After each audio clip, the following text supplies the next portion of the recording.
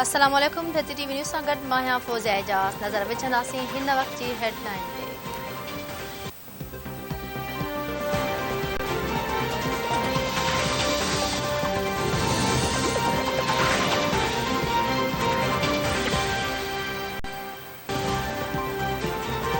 आमिर लियाकत जे लाड़ाणी सबबि ख़ाली थियल कराची में क़ौमी असेंबली जे तक NA 245 ते नंढी चूंड लाइ पोलिंग जारी। 17 उम्मीदवारनि में मुक़ाबिलो। MQM, PTI, TLP, PSP ऐं आज़ाद उम्मीदवार तौरु फारूक सत्तार में मुक़ाबिलो थींदो। 5,15,000 वोटर्स वोट जो हक़ इस्तेमालु कंदा। 203 पोलिंग स्टेशनूं ऐं 152 पोलिंग बूथ क़ाइमु कया विया आहिनि। समूरियूं 263 पोलिंग स्टेशन सी हसास करार ॾिनियूं वयूं। सिक्योरिटी लाइ 6,000 पुलिस अहलकार मुक़ररु कया विया। असिस्टेंट रिटर्निंग ऑफिसर चवणु आहे त अञा शुरूआति में टर्न आउट घटि आहे। उमेद आहे त अॻिते बहितरी ईंदी।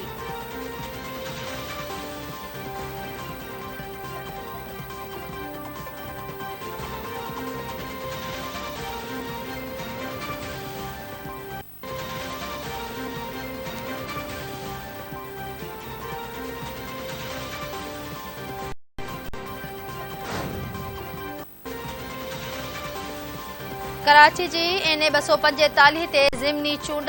सब inspector polling station number 129 Khudadad colony में मीडिया खे कवरेज खां रोके छॾियो।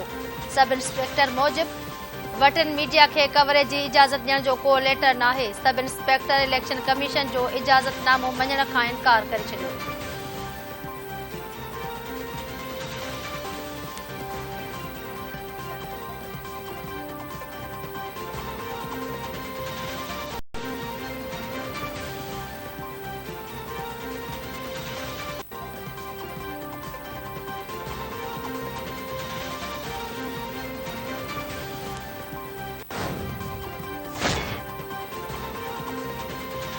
पेमरा इमरान ख़ान जी तक़रीर लाइव ॾेखारण ते पाबंदी मढ़े छॾी। पेमरा मूजिबि इमरान ख़ान पंहिंजे तक़रीरुनि में इदारनि ते लाॻातार बेबुनियाद इल्ज़ाम तराशी करे रहियो आहे ऐं नफ़रत फैलाए रहियो आहे। इमरान ख़ान अमन अमान जी सूरतहाल ख़राब करे रहियो आहे।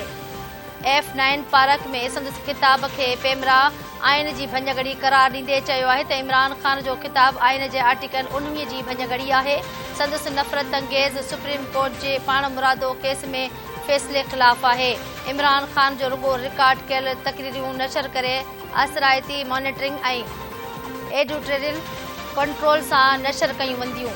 पेमरा हिदायतुनि जी भञगड़ी कंदड़नि ख़िलाफ़ कार्रवाई कई वेंदी।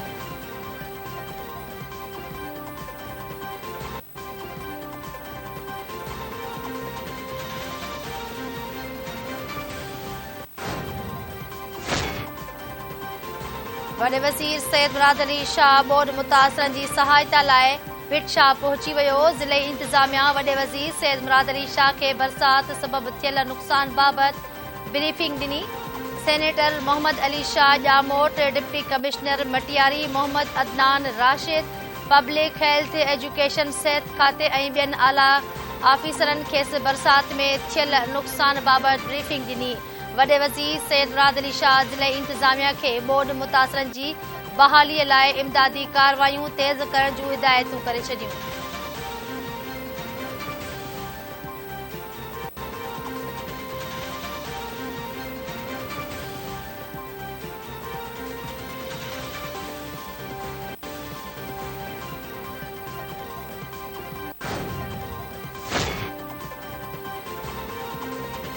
मौसमियाती माहिरनि ईंदड़ हफ़्ते कराची समेत सिंध जे मुख़्तलिफ़ इलाक़नि में वधीक बरसातुनि जो इम्कान ज़ाहिर करे छॾियो।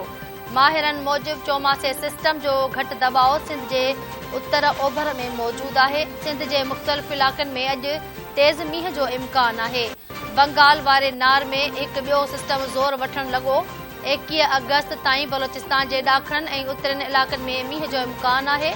23 अगस्त खां राजस्थान मां चौमासे जो सिस्टम सिंध ते असरअंदाज़ थींदो। कराची सिंध समेत सिंध जे मुख़्तलिफ़ शहरनि में 23 ऐं 25 अगस्त ताईं मींहं जो इम्कान आहे।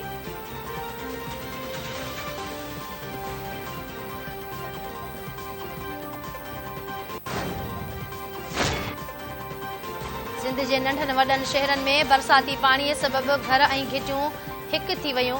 सखर, गंबट, कशमोर, डिघड़ी, उकरी, सामारो ऐं ॿियनि शहरनि जे मुख़्तलिफ़ इलाइक़नि में जेल जेॾो पाणी बीठल।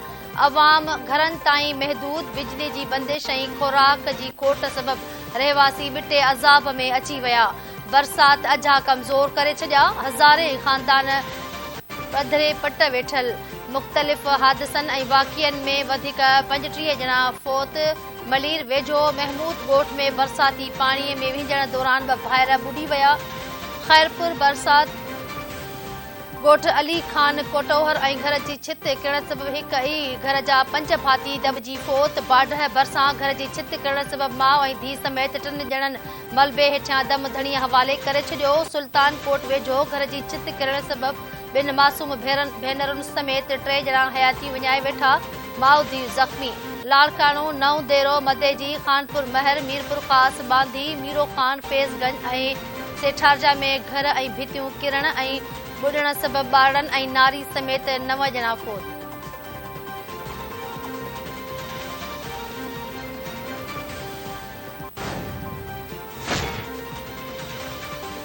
वॾे वज़ीर सैयद मुराद अली शाह सॼी सिंध खे आफ़त सटियल करार ॾेई छॾियो। वॾे वज़ीर सैयद मुराद अली शाह चयो आहे त सिंध सरकार बरसात ऐं ॿोॾ मुतासिरनि जी हर मुमकिन सहायता कंदी। ॾुखे वक़्त में वज़ीर MNAs MPAs माण्हुनि सां गॾु बीठल आहिनि।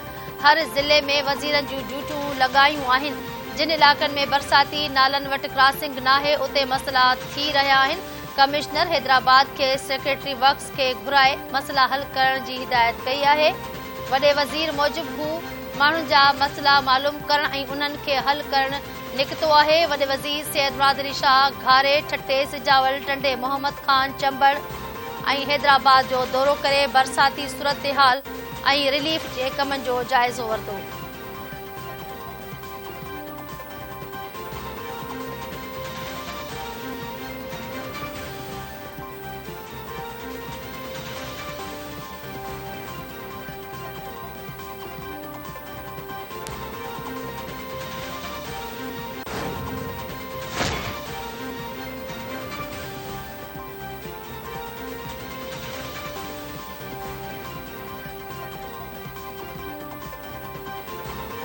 बलोचिस्तान में बरसातुनि ऐं ॿोॾ सबबि वधीक 9 ॼणा हयाती विञाए वेठा। फ़ौतनि में 5 औरतूं ऐं 4 ॿारड़ा शामिल।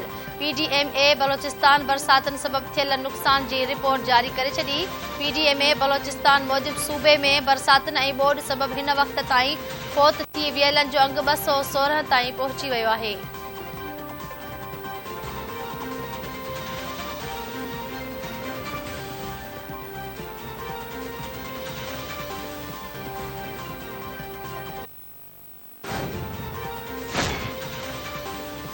PTI चेयरमैन इमरान ख़ान सरकार जे ॻाल्हियुनि वारी आछ रद्द करे छॾी।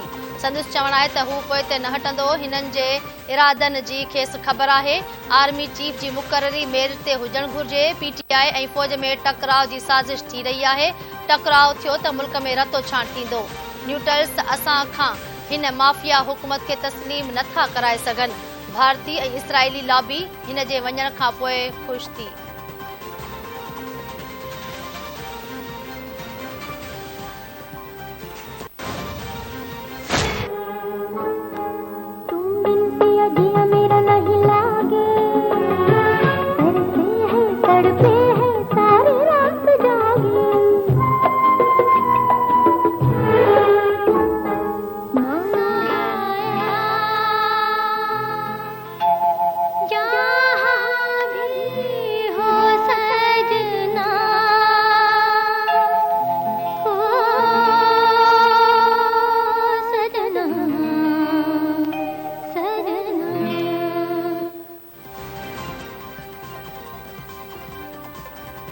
नाले वारी गायणी नैयरा नूर कराची में लाडाणू करे वई। संदसि जनाज़े नमाज़ कराची डिफेंस जे इमाम बारगाह यसरफ में अदा कई वेंदी। ख़ानदानी ज़रियनि मूजिबि संदसि तदफ़ीन DHA फेज़ 8 जे क़ब्रिस्तान में थींदी। वज़ीर आज़म शहबाज शरीफ़, सुद समावारी वफ़ाक़ी वज़ीर मरियम औरंगज़ेब, पंजाब जे वॾे वज़ीर परवेज़ इलाही पारां नैयरा नूर जे लाडाणे ते रुख जो इज़हार। वज़ीर आज़म चयो त संदसि लाडाणे सां जेको ख़ाल पैदा थियो आहे उहो कॾहिं बि न भरिजी सघंदो।